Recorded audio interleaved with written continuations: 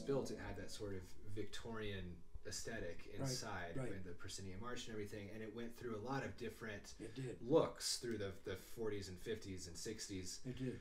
Initially, when did you first get here to this community? I came over Christmas and New Year's of 1955. Okay. Some of us we had to know we were skiers, and we'd go to some place you could ski and rope toes. Then somebody said, "How about let's think about going to Aspen?"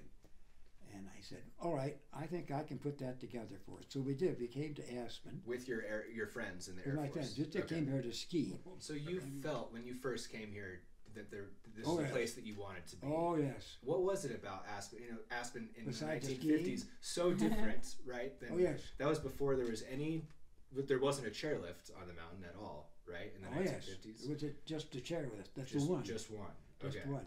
So they had a rope called Charlie Saul, the manager of the Hotel Jerome.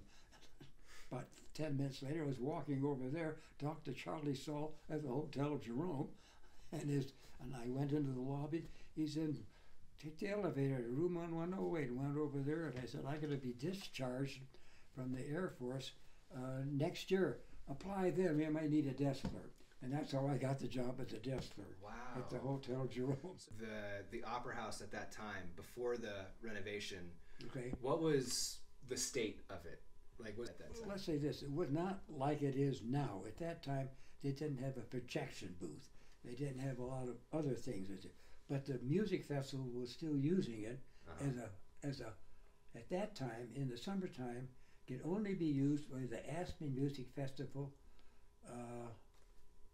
I don't want to say music festival, opera workshop. Mm-hmm. It was for an opera workshop. Mm-hmm. That's what it was used for.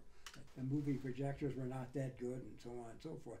We did have things that were going on. Was that when John Bush was doing his? John screenings? did the bits. He did the movie projector. And that was before. Was that before the RETT or after the RETT was passed? Well, John did it, I think, before the RETT, then also he did it after the RETT. Okay. But you got a new projector. Oh yeah. For the theater at that time. We got some bit in there, but then when we heard about the RETT, that the guy coming from Ohio, and so as I mentioned to you, it died. It didn't go anywhere at all. Yeah. But then we got people that were really involved with it, that wanted to do something about it. It was getting in pretty bad shape. Right. I was working for the Institute, and I was there, and they said, "Oh, then I know what it was. They were talking about forming an arts committee."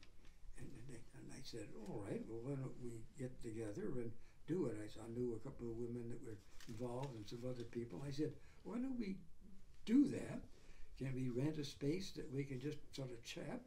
We did, and other people came in, and we started the Aspen Council for the Arts. And I said, "Well, this is great." And then this was before Bob Murray got to the Wheeler Opera House.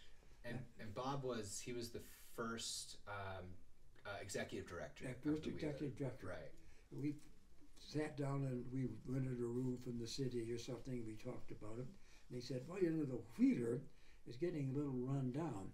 The Wheeler, for a number of years, the Aspen Music Festival, is probably still true today, you can help me here, had the right in the summertime to use the Wheeler Opera House for their own use, and that was for the Music Festival Opera Workshop. Yeah. And you could go there and see them and work in the workshop. I don't know if they use it in the summer. They still do. They still do. And actually, they still do it. Then. Yep. Yeah. Right. You did the pit. You redid the seating, the proscenium arch, the stage. It was Bob all. Murray was there at that time, and he knew these guys because he came and did the same thing in the East. And I knew him, and he said, "Look, we got to do something." That's why I was the one that started the Wheeler board in a way. I think in 1979. Something. Yeah, 1979. So we had a hard time doing it, but it did pass. Sure. So you guys passed it. Huge, huge accomplishment that basically sets up the funding for the future for the Wheeler. Right. And then the next step is we have this building. Yeah, we have this building that's not up to par to be able to hold performances all year. So when you were working with the board at that time, what were the challenges that you guys faced in terms of actually rebuilding, once the transfer tax is passed, how do you actually rebuild the space, and what were the discussions like in terms of what you wanted the Opera House to look like and be like? Okay, because that comes all into play at that time, because we weren't going to run it. But Bob Murray, since he had done that in the East, we got a hold of him, and he said, "What you did?" He said, "Yes, but a lot of it has to be done, taken care of." And we, the small group that we had, we said to him, "Well, what does this entail?" And he said, "It's going to entail a lot of money."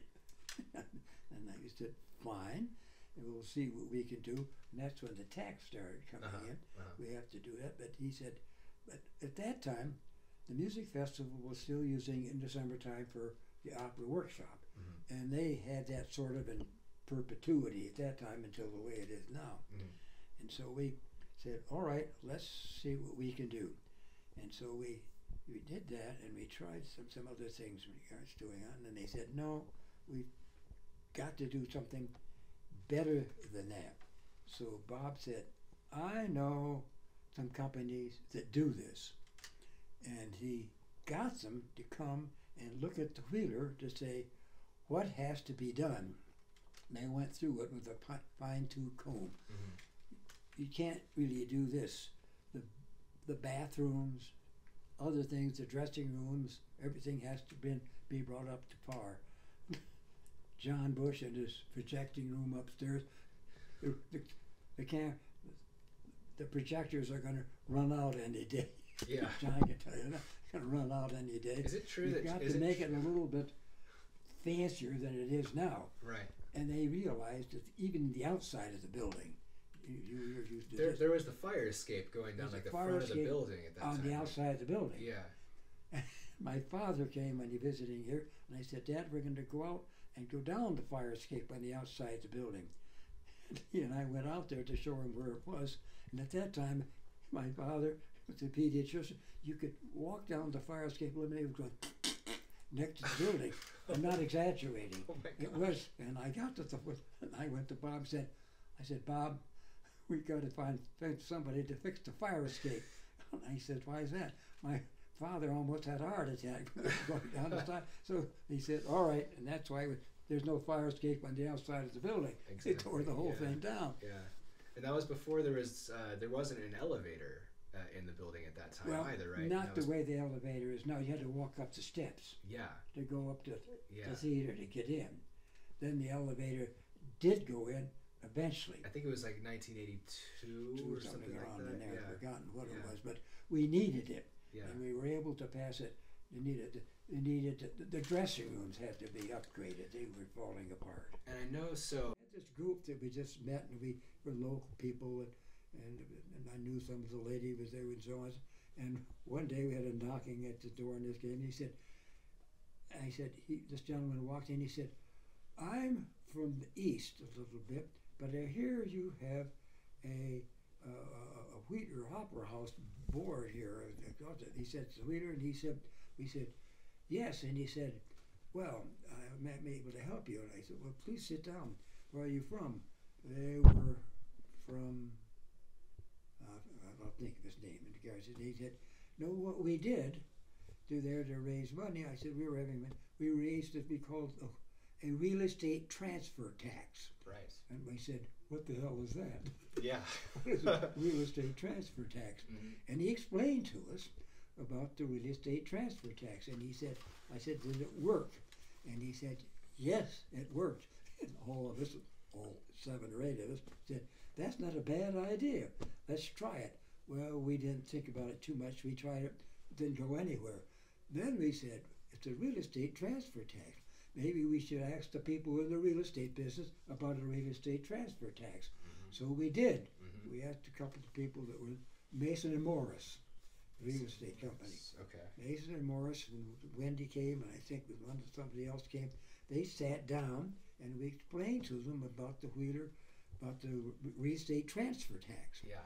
And they said, well, let's try it. So they did.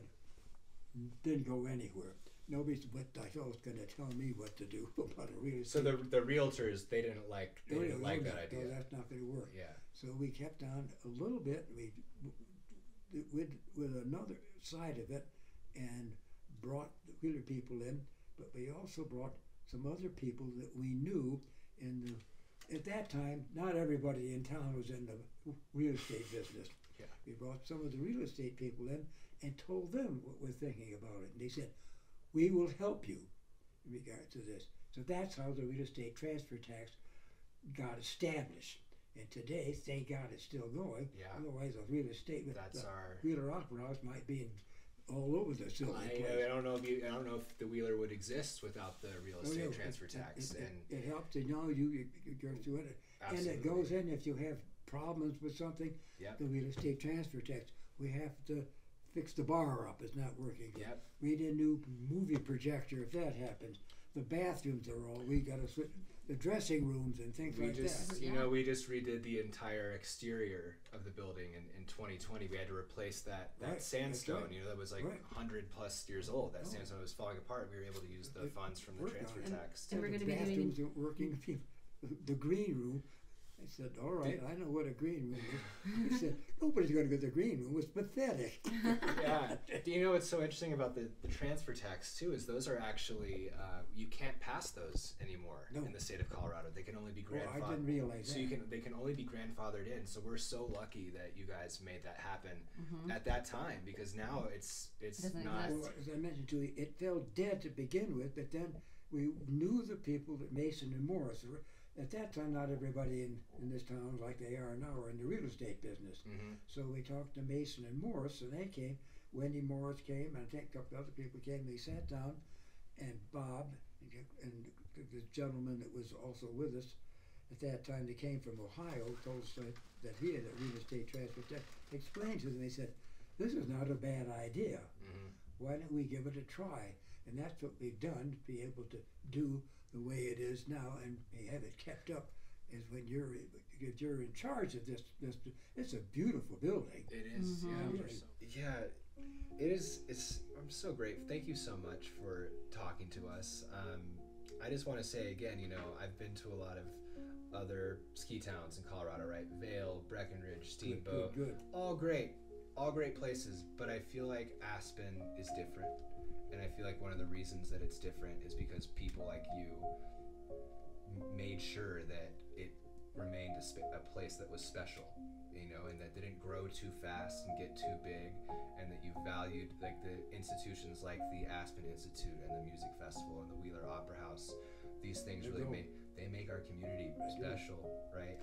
And there are other things that have happened going on that other people that I know. Absolutely. Are there all kinds of great people that are my age, and I'll be 95 in April, so they're my age, but some of them are younger than I am. Okay. That are still involved in certain things in the